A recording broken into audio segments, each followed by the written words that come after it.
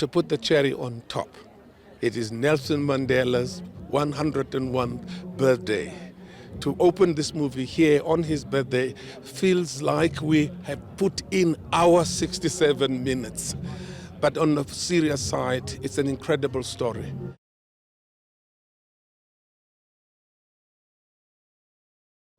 How has the reception to the film been in different countries that you've traveled to? Well, it's almost like live theater.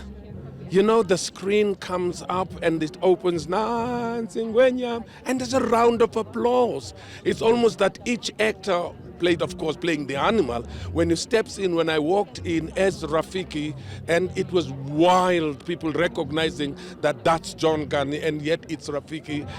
We are very, very pleased, and it's taken this story at another level.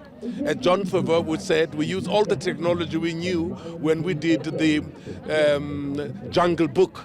Now imagine a couple of years down the line where technology has advanced much more and in leaps. Now we applied and employed all that technology in the making of the Lion King. It's an African experience. It feels dangerous. It feels happy. It feels you're too close to these animals. It makes you feel you are in their neighborhood, not yours. It's fantastic.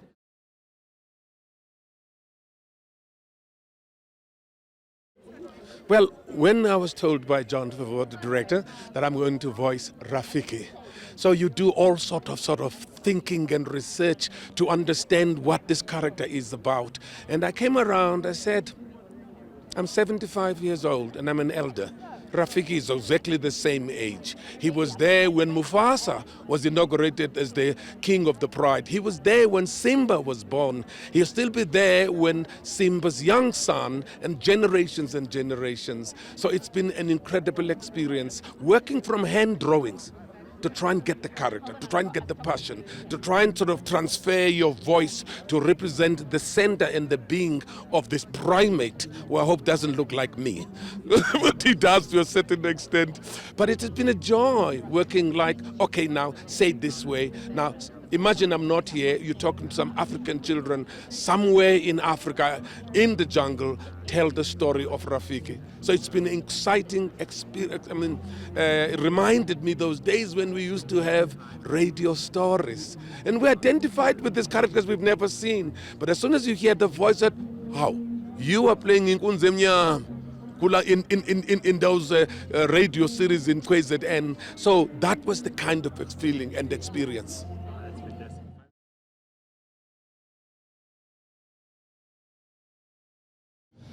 Look, Africa is the home and the origin of all of us. Africa has a heritage that cannot be compared with any other country on the globe. The animals, the trees, the forest, all the big five, the small five, and the middle five. And as soon as the movie plays here, people will see these animals we take for granted as part of a tourist industry, part of some canned lion by some safari hunter who wants to make a trophy out of the head of Mufasa. Those would be the relationship between. Remember when it opened in LA at the Dolby Theatre, when Mufasa had to meet his end, people were sniffling and crying behind me. And when they're thinking, but this is animation, this is really absolutely a story. People immediately identify with these characters as if we are the characters, yet they see the incredible work the CGI has created, that they look real and they are real. Sometimes I'm not clear whether that was the background created in the studio or is it real Africa.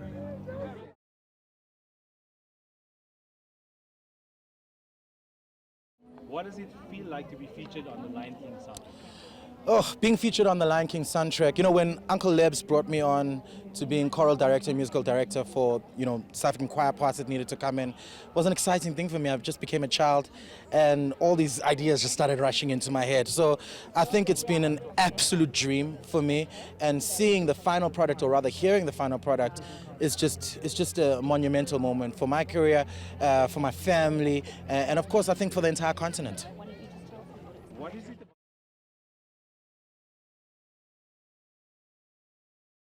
Cool. Being part of this movie and being part of this movement, for me, the speciality for it for me is that it's authentic. It's a beautiful African story that's told through love. That's told through a triumphant story, and that for me, it resonates with myself. It resonates with my newborn baby. It resonates with my grandfather, and that is a monumental thing for this continent, to spread the love, to spread a beautiful story in such trying times that we are in.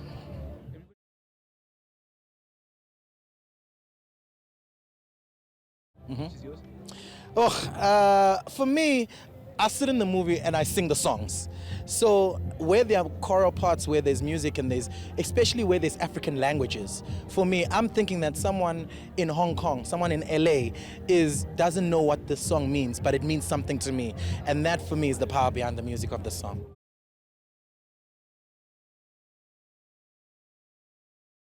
It's a bit surreal, but fortunately, I'm a lot more relaxed than I was in our Los Angeles premiere and the London premiere. It's mind-boggling to be here at this very moment on Mandela Day, and it feels the same way I felt when we brought the Broadway production here in 2007, 2008. But there's something a lot more special about this Lion King. Most fortunately, the vision of our director, Jon Favreau, was very respectful to the original movie and to the Broadway production. And I love the fact that his idea of authenticity was very key in this movie. And the characters, I mean, the casting was mind-blowing. So I'm like this little kid now in this little candy store called South Africa, anxious to get the reaction of the South African audience in this premiere. I'm very excited.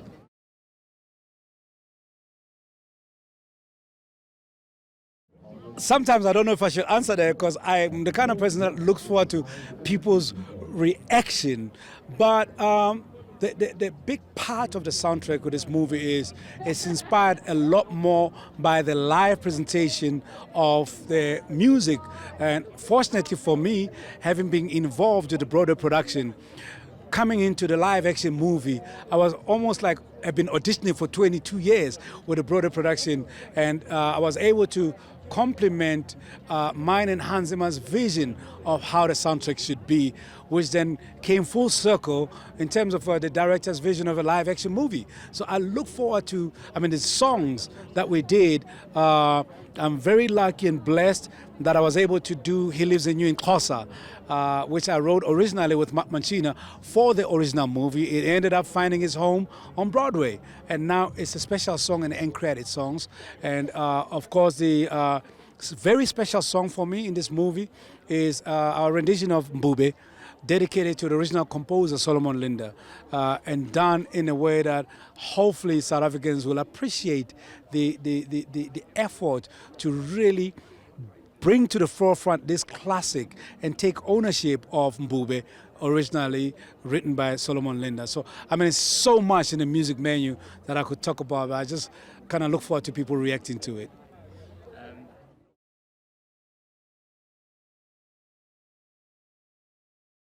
The whole idea of this project, it created a global family, not only with the Broadway actors, but being around this new cast, you actually already see the family in it.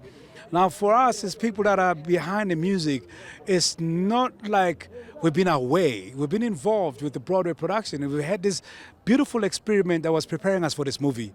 And now, with the way the world is globally, with technology, we're able to work in many different parts of the world and create the same thing.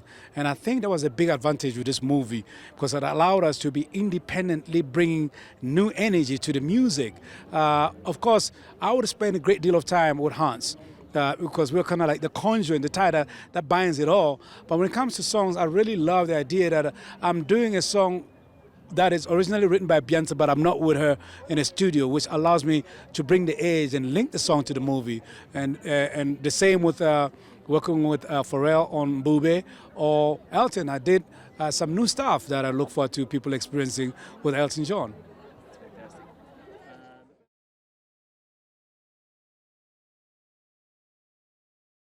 I think a conclusion of a beautiful journey that started 25 years ago. And most importantly for me, I look forward to what I believe will be the pride that South Africans and Africans have over the presentation of this movie and how it really gets deeper into who we are as a people and as a continent inside a global story that people from all over the world can relate to.